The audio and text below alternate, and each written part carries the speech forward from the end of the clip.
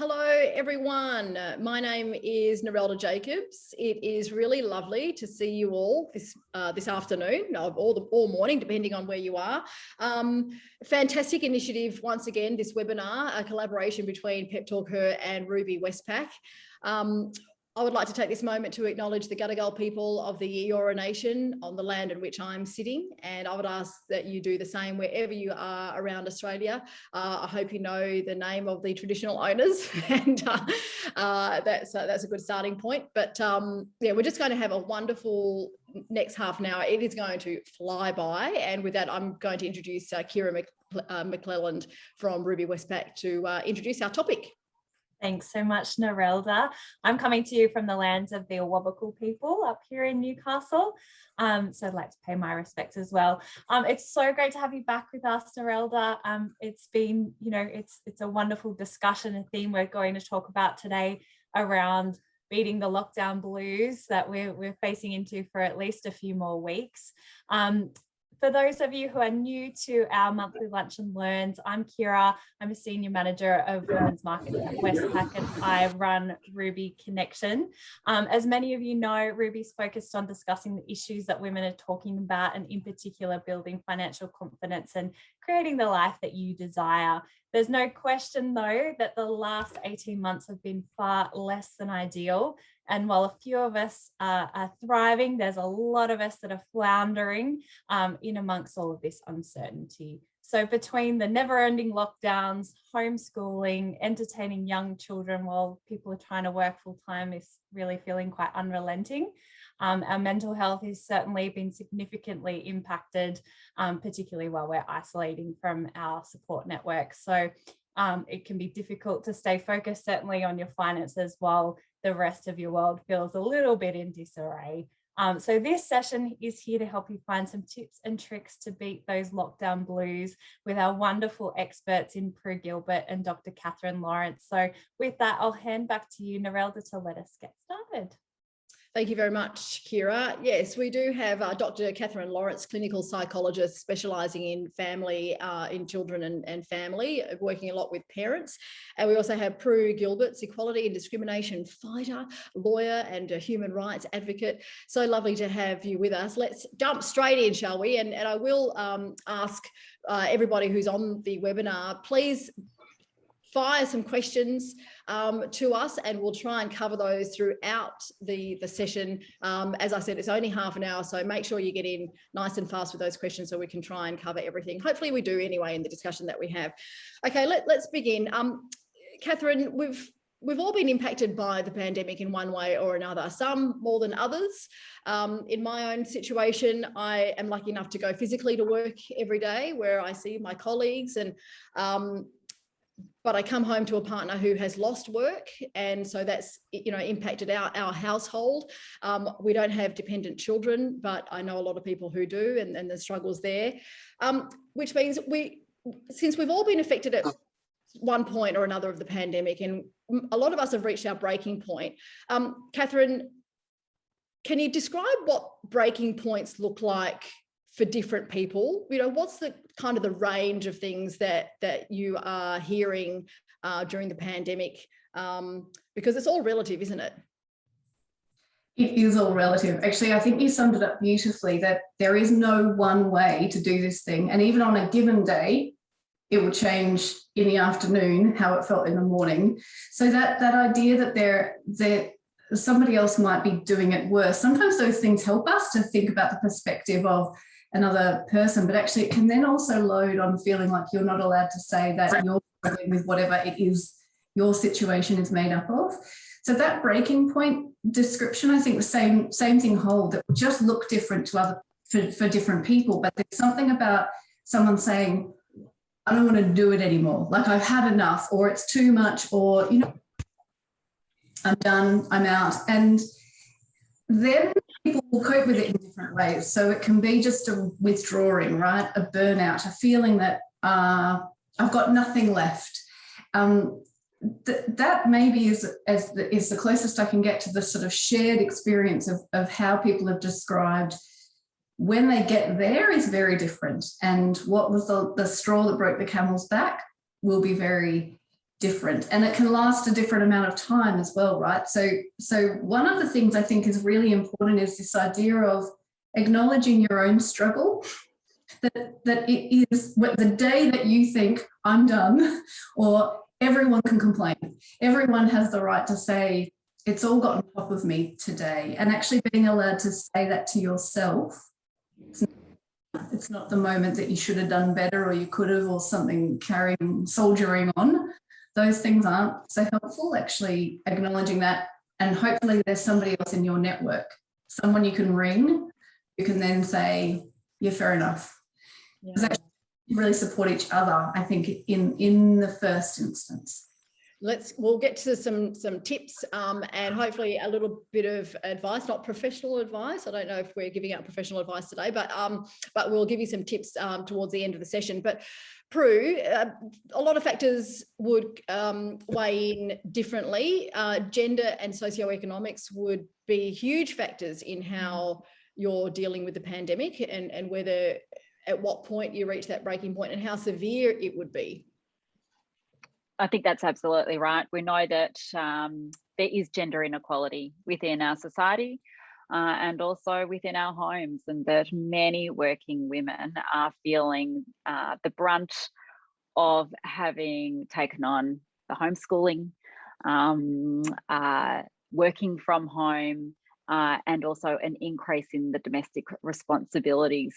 Some of you might have seen there's a TikTok going around, and it's about Michael, and Michael says to his wife, well, you could just ask me nicely, and she completely blows up.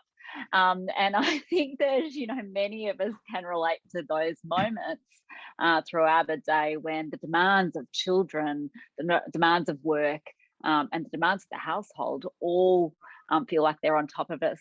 And so, you know, exactly what Katherine said, it is important to acknowledge that, but I think it's also really important to be able to think about where you're at and what works.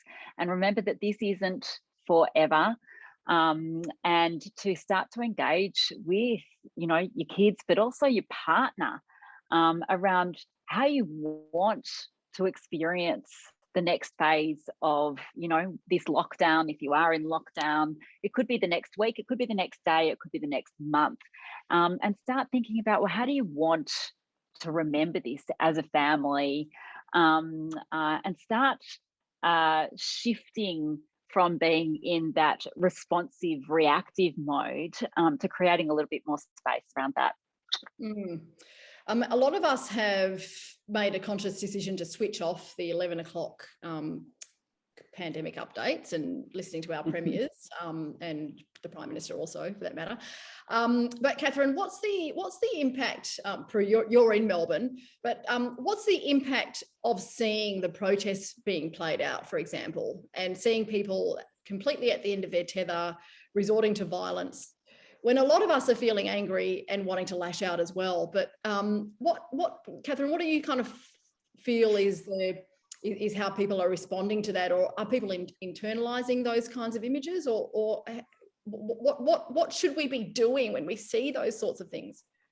Well, there is no one way, right? Like, I think, again, everybody will have different reactions to it. Some will feel it's an extension of the anger and grief and loss that they're feeling under these circumstances. Others will feel angry at the protest, that it's creating more uncertainty and unsettledness. It can really compound this sense for all of us, I think, that things are out of control.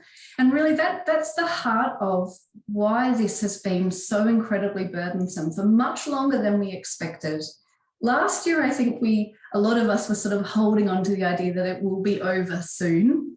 Significant amount of exhaustion now, burnout, I think, because, and I'm with Prue, it won't be forever, but it's really hard to believe that right now. So we're all really exhausted by the idea of, hold on to this idea that it won't be forever. And then you see the protests occurring, and I think there's a lot of people who feel cross that, well, they are doing their best to keep it together. and why can't we do this as a collective? And a lot of people feeling you have to fight for what you think is right, and we go back to being individuals and disconnected. And you know, I think the other thing just to acknowledge maybe is that when we're in this state of fear, uncertainty, wherever there were cracks, they're being highlighted. So I think some of what we're seeing actually is probably little rifts and uncertainties that were there already. It just feels like everything is amplified. I know this as an individual too, right? Like certain things, wiping up the Weet-Bix this morning, my reaction to that was amplified. So then we've got people coming together as groups to protest something, amplified. And I would really love to turn the volume down on it all, because I think that would be better for us all. That's so, Prue, it's really tricky then for managers and employers to to maintain that sense of hope, because when we're now talking about mandatory vaccinations, when we're talking about all the modelling and the restrictions that can be eased once we reach 70%, then 80% full vaccinations. But then that modelling is telling us that we still need to have some restrictions in place, otherwise the numbers are just going to skyrocket. So then, what's your message to managers and employers to try and keep those kind of anxiety levels and to keep that hope alive? I think it's thinking about what you've got control of, and what is outside your circle of influence. As managers, as teams, think about the team and where you can actually create those rituals of connection. Within our team, for the past 2 years now, since the start of the pandemic, we have come together every morning at 9 o'clock for a 15-minute stand-up. And the first thing that everybody does as part of that session is share their gratitude. And, when we started back on that, it sounds so simplistic, but the research backs it up. But when we did start, I remember one of our team members ringing me about a week later saying, "Are you for real? Like, this is feeling a little bit, Pollyanna." But actually, it really forces everybody to have thought about, what is my gratitude for today before I get into the session? And that simple practice lifts your spirits. It also enables you to lean on others or draw from the experience of others and remember and hear how they've overcome some of the daily hurdles, the hourly hurdles or barriers that they're experiencing. So I highly encourage managers or employees to think about what rituals of connection you actually need. Then it's also thinking about how you can manage your day. And a few of those tips for you, whether you're a manager or an employee, think about your hour of power. When is that hour of power? For me personally, it's first thing in the morning. It's before my husband and kids get up. I've been known to be getting up at 5:30 and do that hour of power for an hour, obviously. And then I actually go for a walk with my neighbour, masks on, at 6:30, just as the house is waking up, so they can get all of their breakfast and, chaos out of the way. But I feel like I'm then back in control of my day. It's also about thinking about batching, email. We can feel like we're always on because we're always connected. We're not getting in the car to go and do a school run anymore, or we're not using that commute time to get into the office. How can you actually structure your day so that you're batching certain activities? Maybe it's email. Maybe you turn off your notifications from an email perspective and you're only looking at them, sort of in 2 batches each day. Put your out of office on if they need to. People have got your phone number. They can call you if it's urgent. But you will again feel like you are much more in control. And then at the end of each day, take a moment to reflect on what you've achieved. Write it down. Just journal it. Tick it off the list. And make your list for the next day as well. And I think that there are some productivity hacks that teams and managers and employees can all use to help them feel like they've got more control. And that, if you don't mind my continuing, then builds into how you actually build out the rituals of connection with your family. And use them, like bring them into your day. It's too hard to we find at the moment, to separate family and work at the moment. You know, it is fully integrated, and that's a choice that many of us are struggling with. So think about how you engage with your kids. We use rituals of connection to give them, to help let them hold us accountable. So the park, going to the park in the afternoon, they know what time we're going. They come and get us off our tech. You know, we all have the other problem, getting our kids off tech, but let them take some responsibility and hold us accountable for going to the skate park or going for the bike ride, and set those times. You'll feel better for it. They'll feel like they've had those, you know, connection opportunities, and your day, you feel like you have far more control throughout your day. Yeah, great. That's great, Prue. Just a very quick question. When you have your team meetings in the morning, I'm sure it's a small team. I'm not suggesting everyone does this now, but do you make video on a rule? Video's on. It's not. Do you know what? It's never been mandated. We've never had to have the conversation, but early on, and you know, I'm a small business owner, I deliberately turned up to some of those meetings with my hair wet, my makeup not done. My kids have been in the meetings. They join, you know, my youngest comes in almost every day. He knows everybody. He sees when new people start. He contributes sometimes. So we made them very, we took the pressure away from those stand-up sessions, and I think that is really important, you know, so that we're not, you don't have to have your hair done.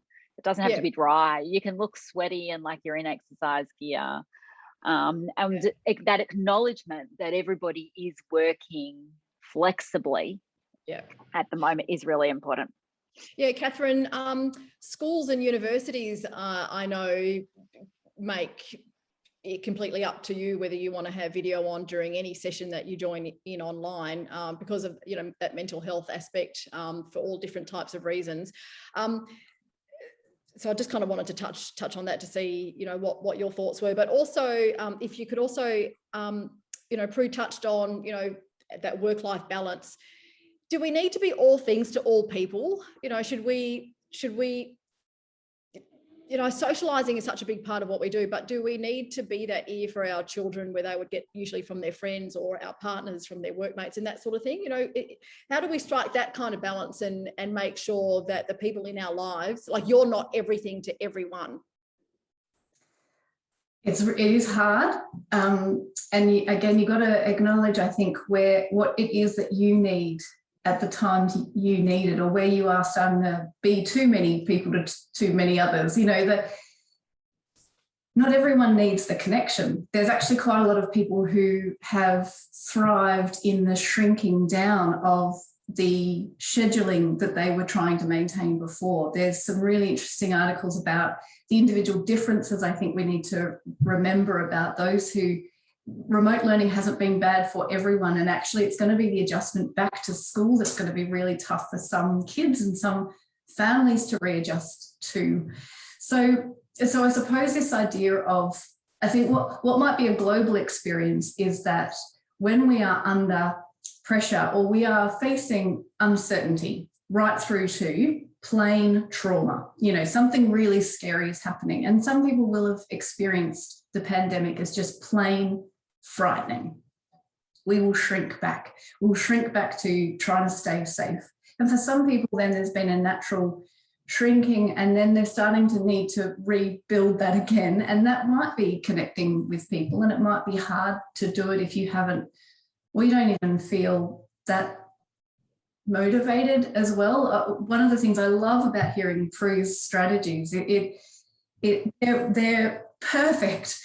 They're really hard to do if you're feeling really low. Just setting your own boundaries, just getting enough energy to get and do the thing. And I guess finding that way to remember that is what's going to help, but being really kind about your own journey and how tricky that is. So if you find that you're the person that everyone's leaning on, or your kids are, you are going to need to think about how do you re-energize yourself just even a tiny bit more to be able to then reconnect or offer that connection to your children or to your partner or to your parent who might be struggling themselves. I don't know if that's helpful at all. It's just recognizing it, isn't it? Yeah, that's right.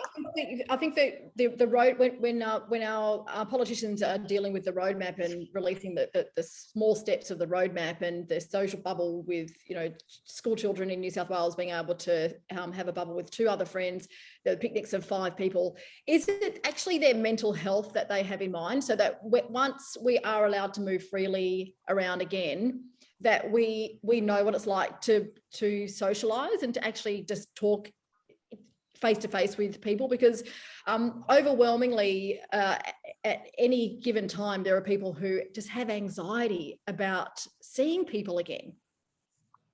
Yeah. I'd like to think the government has the mental health in mind. I mean, it's because certainly that is going to be the product. Our drive as a human species for sense of belonging, even if you're just sense of belonging within your own home and your security in your own home, for other people, it is about connecting with people who understand you, having conversations, getting energy from them, and then everything in between that. For kids, that is the magic of school. Yes, it's about education, but it's about social skills, emotional development, stability, relating to another adult, set of adults. There is so much that I think that actually all of this remote learning has reminded us about. It isn't a disaster. I think that there's good in some ways for some kids who've thrived or managed in their environment. There are other kids who are hungry for those connections and the environment, the stability, even the separation, actually, even from family, to come home, even if you're grumpy and you say to mum or dad, I don't want to talk to you. Actually, they do. They're still in the kitchen, just in your vicinity. We don't even have any of that, what Prue was saying, that there's none of the separation. And again, I think it's right to see if you can create the separation, but at the moment without it. So the picnics, the bubbles, these are fantastic ways of a bridge back to what will then hopefully be a return to this new normal sooner rather than later. Prue, would you like to add anything there? I just kind of also had a thought before you take over, Prue, that in real life we don't have a video button to press that we're just become invisible just for we can just hide a little for even a second if we need to. Yeah, look, I think the transition back to bubbles, for example, is going to be really helpful for our kids, even from a fatigue perspective. The return to school last year for those of us in Melbourne who'd had, months on end of homeschooling, the kids were exhausted. It was like going back to prep. That first month of prep when they have Wednesdays off. So I think that we will see that fatigue again, and the social skills do need to be redeveloped in a different way. But I think that there are creative ways that we can do that even at the moment. The park plays, older kids, I think back to all of the, we can be overly protective of our kids in terms of the freedoms that we give them at the moment as well. And because there is such a sense of fear everywhere, and I look at our eldest who's just turned 12, and he gets out on his bike with his friends, 1 or 2 friends, of course, well within the rules, and they ride around, and there are different freedoms that they can use. A 10-year-old will go for a walk with a friend, and there are things that remind me of my own childhood that we're letting our kids do because they're not so structured, and there are some silver linings that I think can come through all of this as well. Yeah, I can't wait to see what this generation of children will be like as adults. I reckon they're just going to be dynamic, actually. And I can't wait to see the future, how the future looks. We're getting some really fantastic comments. Thank you so much for all of your chats, everyone. Some people have talked about being burnt out and exhausted, and some people have said how they've loved to have the interaction with family on the other side of the world or around the country, children online, and they're getting that connection there. But other people are finding it not so comfortable. If we can move on now, just for the final moments of the session, to talk about our dreams and aspirations and how some of us have been forced to put those on hold, whether or not we're just not feeling very enthusiastic, we're not feeling encouraged or empowered to do anything. Some of us, you know, it's an achievement to get out of bed. Should we be worried if we can't make it happen, if we can't make those dreams and career goals happen? I don't think so. I really urge that we don't kind of make any conclusions yet. Actually, if we can hold on to looking for the good, you know, even just one thing in this last week that we would put down to a small win, we've got to bolster ourselves with some sense of achievement. I think making big decisions, it's one thing absolutely to reflect. And Narelda, I think that you're right, that there is something very dynamic about all of this that we don't know actually. On balance, I suspect there is going to be good into the future, rather than thinking that this is going to set people back. Workplaces, my goodness, Prue, if this is really the tipping point that workplaces truly listen to working parents about, you know, and trusting that they can work from home. But right now, if right now is feeling so uncertain, I think I'd do the shrinking back. Just shrink back enough to sort of bide your time. You know, take the chance to reflect, keep the journal going, have the big ideas, but maybe no major, like, okay, I've got to change it all, because it might be your craving for control. When everything is uncertain, sometimes you want to channel that by saying, right, I'm going to do something big and different and everything will be better. If it sounds like that, it might be worth just sitting on the idea for a couple more days before you do make any really massive decisions. Does that? Would it actually do you more harm than good if you had this huge plan but you had no outlet for it? Well, possibly, unless though there is a way that you can stage it and get some balls rolling and use some time to flesh out ideas. So it's about that channeling, isn't it? Keeping it realistic to the current environment. If we set expectations really high and we can't meet them, that will load on stress and disappointment. So what we can do is think about where we're up to. Prue.